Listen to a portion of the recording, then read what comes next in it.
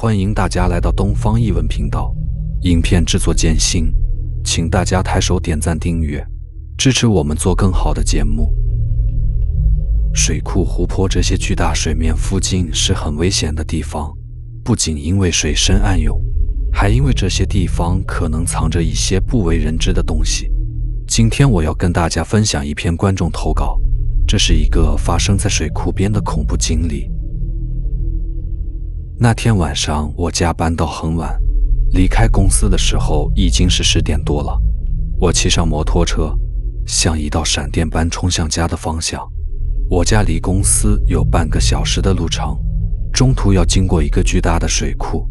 这个水库深不见底，每年夏天都有人来这里消暑玩水，也有不少人在这里丧命于水中。水库边上有一块大牌子，上面写着危险，禁止下水。但是有些人，尤其是一些年轻人，根本不把这个当回事，就像赌上自己的命一样。于是悲剧就一次又一次的发生了。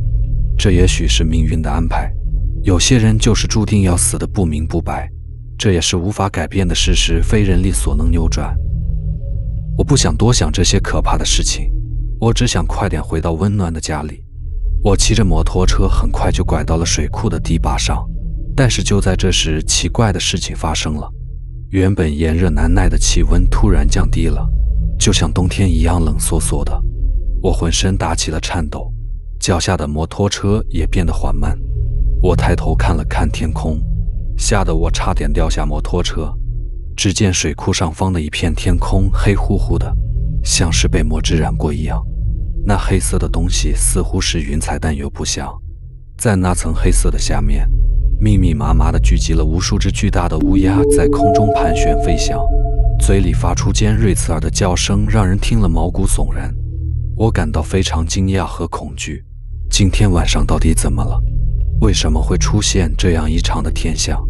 虽然我听老人讲过很多灵异事件，身强体壮，而且心理素质也很强大，但是今天晚上的怪象还真是让我无法理解和接受。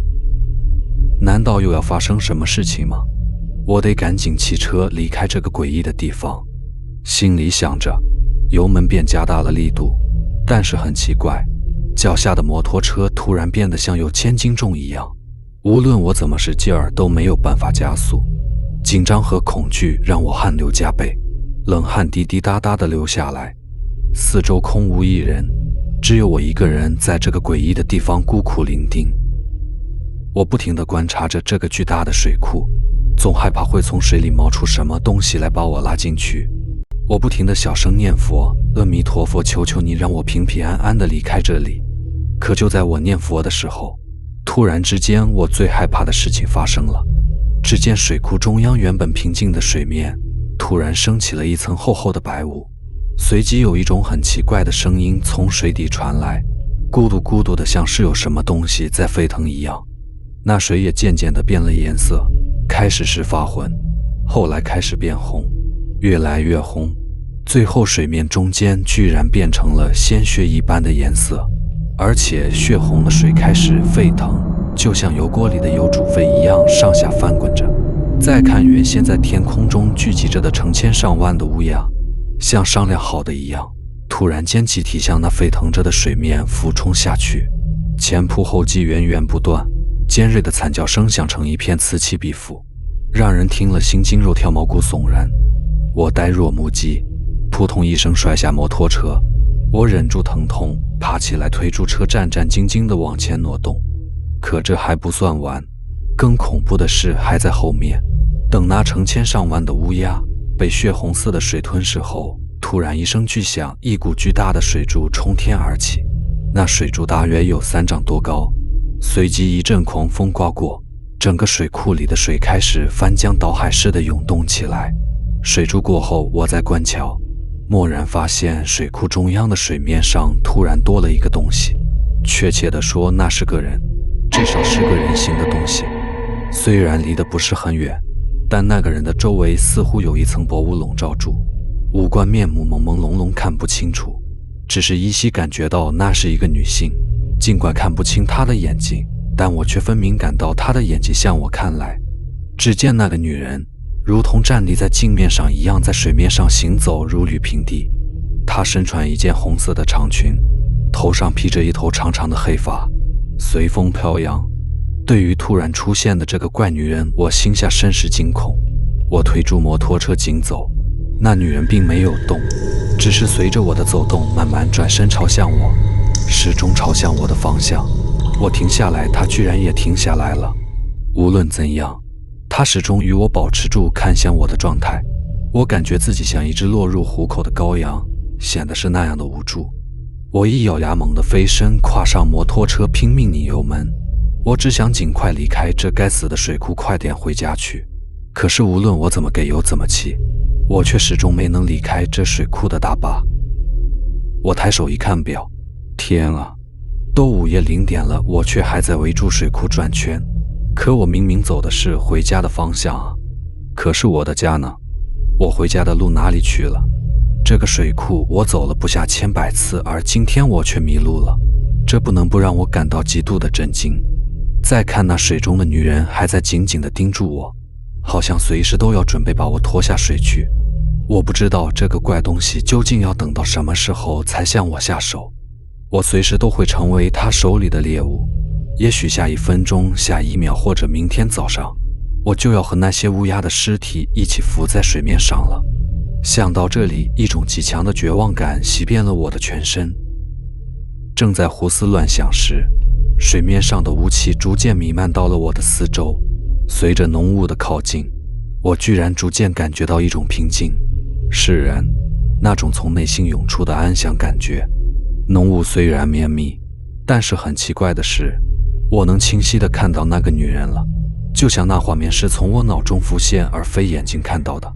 那画面极端唯美，在水库的水面上，那个红色长裙的女人独自站在雾气弥漫的湖面上，她的长发飘散在空气中，如同柔软的丝绸般轻轻摇曳着，并不断地延伸到水中，像是成千上万条连接住陆地和水面的神秘场所。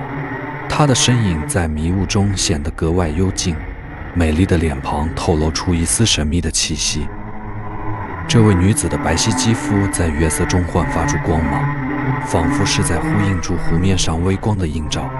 她的眼神深邃，凝视住水面上的倒影，似乎在思考着什么。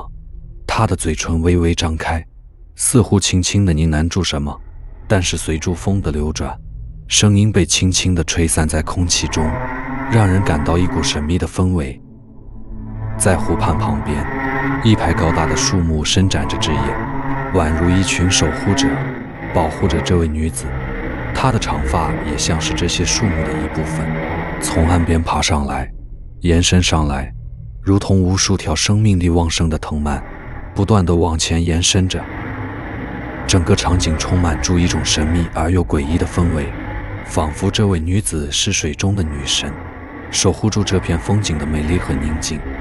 她的存在让整个夜色都变得更加神秘而诡异。在这午夜的水库，时间似乎变得静止，一切都停滞在这美丽的瞬间。我逐渐地不再害怕，甚至想要靠近她。我向前缓缓地走着，越是靠近，心里就越舒适。那种感觉我从未有过。正在这时，我感觉一股柔软的东西触碰到了我的脚踝，包裹着，蔓延着，向小腿爬上来。我低头一看，全身剧震，一股极大的恐惧袭来。突然，我感觉一股强大的力量把我拖向身后的岸边，我随即昏迷了过去。当我醒来时，我发现自己正躺在家中的床上。时光已经来到了中午，我的头痛欲裂，试着回想昨晚发生的事情，感到非常困惑。难道我还活着？我是怎么回到家中的？还是我只是做了一场可怕的梦？就在这时，我的母亲抹着眼泪走了进来。我急忙问她：“妈，发生了什么事情？”母亲叹了口气说：“你啊，昨晚一直没回家，你爸很担心，就找了你的邻居陈叔叔一起去找你。没想到他们在水库边走着时，看到你静静地往水中走去，自言自语，似乎在跟某个人交谈一样。你爸吓坏了，他喊你也不回应，就像被魔咒附身一样。你一边说着话，一边要走进水库里，你一直喊着等等我，等等我，我要来了。幸亏你爸和陈叔叔快手快脚地把你拉了回来，否则……母亲又是一声叹息，这让我更加困惑，我居然是被这样救回来的。回想起昨晚发生的事情，我把一切告诉了母亲，把她也吓得不轻。但是我还没有讲完所有的细节。当时我感觉到我的脚被东西缠绕时，我低头看到的是一股头发缠绕在我的腿上，我吓得不知所措。虽然他的身体在数十丈远的水面上，但他的头发却伸过来，用他那湿漉漉的浓密长发缠绕着我的脚踝。为了确认我不是在做梦，我抬起右脚看了看，天啊，我的脚脖子上有几圈清晰的勒痕，已经淤青发紫了。看来昨晚我真的是走进了鬼门关。更诡异的是，邻居们告诉我，昨晚在水库边并不是我一个人，我在南岸，北岸有一个钓鱼的大叔，不幸淹死在了水里。奇怪的是，他的脚踝上也有一圈青色的勒痕。从那以后，我再也没有去过那个水库。上下班的时候，我都会绕路而行，不再走大坝。我不知道当人们看到那些漂浮在水面上的乌鸦尸体时，会有什么感觉，而那个站在水面上想索人性命的女鬼，是否还会再现身？我相信肯定会的。